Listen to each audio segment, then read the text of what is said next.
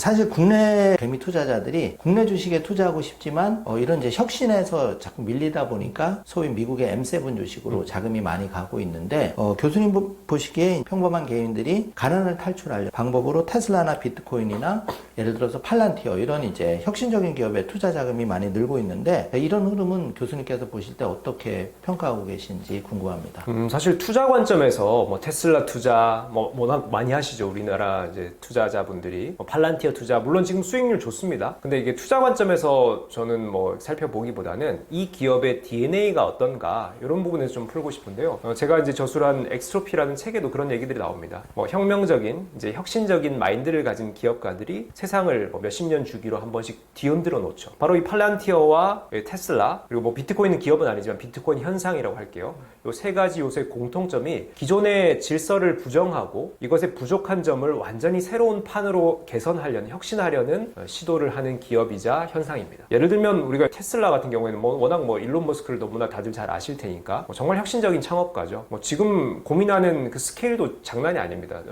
일론 머스크는 이런 상황을 상정하더라고요. 50년 후 지구가 에너지가 고갈되고 여러 또 환경적인 부분들이 파괴가 되면서 우리는 화성으로 이사를 할 수밖에 없게 될 것이다. 그럼 우리가 지금부터 화성에 이주할 수 있는 기술들 그리고 거기서 살아갈 수 있는 개척할 수 있는 기술들을 개발해야 된다. 거기서 나온 것이 스페이스 X고요. 그리고 이제 우리가 땅을 뚫어 가지고 이렇게 물류를 지상으로 물류를 이제 이동시키거나 아니면 공중으로 이동시키는 게 현대 기술로 지금 이제 완성된 거 아닙니까? 근데 땅속으로 가는 것들은 아직 부족해요. 하이퍼루프라는 기술입니다. 이런 것들을 이제 고민하는 거예요. 전기차도 마찬가지고요. 예를 들면 또 위성으로 인터넷 망을 구축하는 이런 또 기술들도 화성에서 통용할 수 있게끔 이렇게 지금 구상하고 있는 것이죠. 스케일이 완전히 큰 거예요. 그러니까 지금까지의 기존 질서들을 완전히 부정하고 혹은 완전히 새로운 세상이 펼쳐졌을 때를 주도할 수 있는 사업 구상을 하는 거죠. 팔란티어도 좀 비슷합니다. 팔란티어도 지난 30-40년간에 우리가 디지털 시대가 쭉 흘러왔으면은 대부분의 AI 기업들, 데이터 분석 기업들이 자, 여기 쌓여있는 데이터를 가지고 이걸 어떻게 잘 해석할까 하는 알고리즘을 개발했거든요. 그래서 이게 알고리즘이 표준화가 되면요.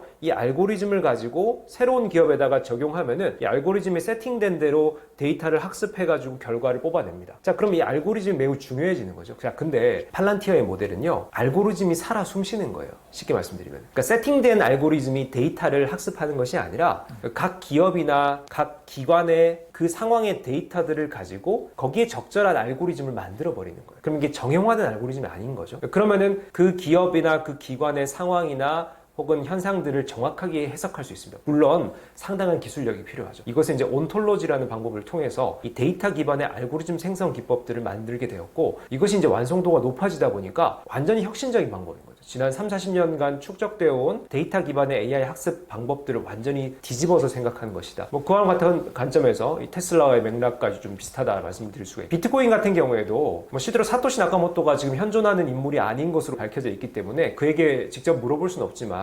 2009년 발표된 비트코인 백서를 보면요. 기존의 금융 질서를 좀 부정하는 언사들이 나와요. 우리가 금융기관이라를 거쳐서 꼭 송금을 해야 되느냐, 우리가 화폐 거래를 해야 되느냐, 이것이 이제 중앙기관 혹은 금융사를 통하지 않고도 우리가 현금을 주고받을 수 있는 P2P 거래 시스템, 캐시 시스템을 제한한다. 이게 비트코인이거든요. 그러면은 기존의 금융 질서나 체계가 뭔가 마음에 안 들었다라는 이걸 부정하고 이것을 우리가 혁명할 수 있는 새로운 어떤 아이템 비트코인을 제안한 것이다. 그런 점에서 우리가 이제 기존을 조금 개선하는 연구자나 사업가들과 좀 다르게 완전히 새로운 판을 읽고 흐름을 만들어내는 능력을 가진 기업과 현상이다. 공통 맥락을 찾아볼 수가 있겠죠. 네, 이거는 이제 좀 개인적인 질문이긴 한데 비트코인에 대해서 이제 교수님이 첨단 분야의 트로피라는 책도 저술하셨고 그 책 내용 속에 이제 기술을 이렇게 현실에 돈을 벌든 아니면 우리가 직업을 구하든 그런 쪽으로 이제 유리하게 활용하는 게 결국은 이제 책의 목적으로 저는 느꼈는데요. 그런 의미에서 비트코인이 이제 2009년 10년에 나올 때 교수님은 최전방에 계셨는데 혹시 비트코인에 개인적으로 관심을 가지거나는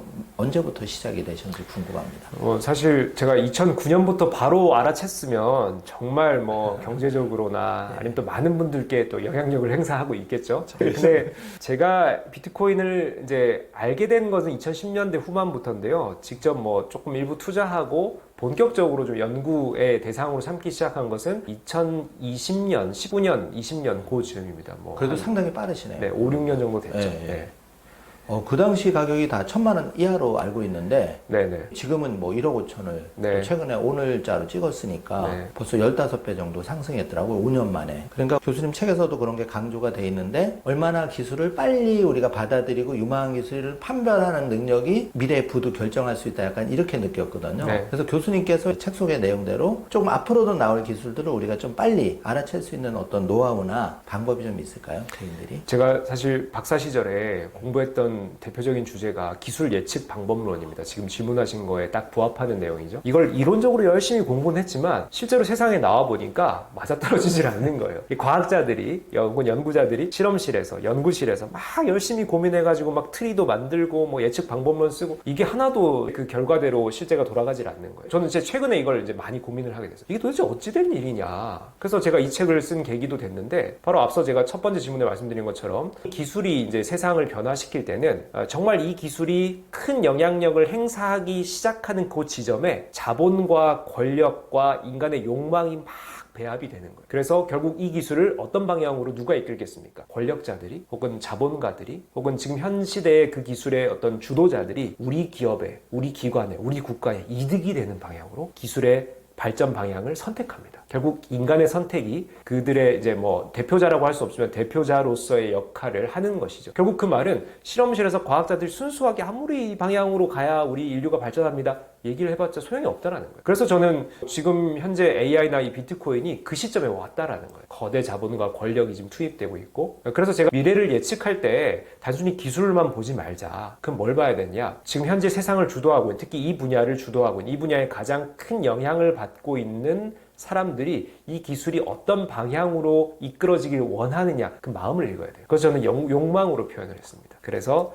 그들의 욕망이 이 기술을 어떤 방향으로 이끌 것인가를 우리가 캐치를 해야 되는데 그러려면 이제 어렵죠. 그 기술에 대해서도 이해를 해야 되지만은 세상 돌아가는 트렌드 그리고 이 업계의 관심사항들 여러 또 법, 제도, 규제적인 측면들 또 권력자들의 의향 이런 것들을 면밀히 복잡게죠. 이걸 이제 다이나믹하게 분석을 해야 결국 그 결과가 나오고 오히려 현실적으로 맞아떨어질 수 있다라는 부분들입니다. 동대문 상인들도 이제 그 은행에서 그 물품 대금을 달러로 송금하는 것보다 지금 스테이블 코인을 많이 이용한다 그러더라고요. 이런 흐름들이 결국은 이제 교수님 말씀하신 내 비용을 아껴주고 혁신적인 기술을 접목시킨 거라고 생각이 되는데 이런 측면에서 보면 앞으로 비트코인과 그 스테이블 코인 이런 유망한 코인들이 우리 사회에 더 그 변화해서 많이 채택이 될 수도 있겠네요. 네, 이미 비트코인은 지금 비트코인 추종자들과 또 미국과 같은 비트코인을 국가적 단위에서 이제 관심을 갖고 여러 기관이나 기업들이 이제 모아가고 있는 그런 곳에서는 이미 비트코인의 가능성에 대해서 인정을 하고 있죠. 최근 이제 미국을 중심으로 스테이블 코인에 대한 시도도 마찬가지입니다. 우리가 이제 스테이블 코인이라고 하는 것은 그 나라의 국정화폐, 법정화폐에다가 이 코인을 1대1로 패깅을 하는 거거든요. 그래서 요것을 그대로 우리가 이제 실생활에 활용을 하게 되면 어떤 장점이 있느냐. 기본적으로 우리가 이 디지털 시스템 상에 존재하는 화폐이기 때문에 송금이나 그 결제되는 것들이 편리합니다. 거기다가 우리가 이제 국경을 좀 뛰어넘는 거예요. 스테이블 코인이든 비트코인이든 최고 장점이 탈중앙성 아닙니까? 특정 국경이나 시스템에 의존하지 않습니다. 그 말은 우리가 내가 속해 있는 국가나 사회나 혹은 그 해당 시스템에 제약을 받지 않는다. 그럼 이게 이제 본질적으로 이 화폐의 가치의 우상향을 볼 수가 있는 것이죠. 예를 들면은 원화라고 하는 게 전 세계적으로 뭐 충분히 매력적인 화폐이긴 하지만 자국의 화폐의 위상이 뚝뚝 떨어지는 개도국이나 정말 후진국들도 있거든요. 그럼 그 나라 국민들은 아무리 내가 열심히 돈을 벌어도 그 자국의 화폐에 대한 신뢰가 없기 때문에 이것을 보유하고 있다는 것 자체가 상당히 리스크를 가지고 있는 그런 점에서 우리가 탈중앙화된 이 비트코인이라는 것은 전 세계 하나의 단일망을 가지고 있습니다. 그런 점에서 이것의 가치를 전 세계 사람들이 인정하는 한 이것이 없어지지 않고 오히려 이 가치는 우상향할 것이다라는 믿음을 갖고 있는 거고요. 또 하나는 비트코인의 희소성이 있죠. 그리고 2100만 개라고 하는 사토시 나카모토가 설정되어 있는 이 발행량이 한정적입니다. 지금 현재 1550만 개 정도 세상에 나와 있고요. 2140년경 되면은 2100만 개가 완전히 이제 채굴이 완료가 됩니다. 그런 점에서 희소성이라는 점에서 우리가 달러를 이제 미국이 계속 연준해서 찍어내는 이 자체가 이 공급 우위 어떻게 보면은 달러의 가치를 좌우할 수 있는 어떻게 보면 조작적인 화폐 정의의 시대인데 이 비트코인 같은 경우에는 공급량이 제한되어 있고 수요가 점점 더 커진다라고 하면 이게 또 당연히 가치는 그에 맞게 올라갈 것이다 이렇게 우리가 예상을 해볼 수가 있는 거예요.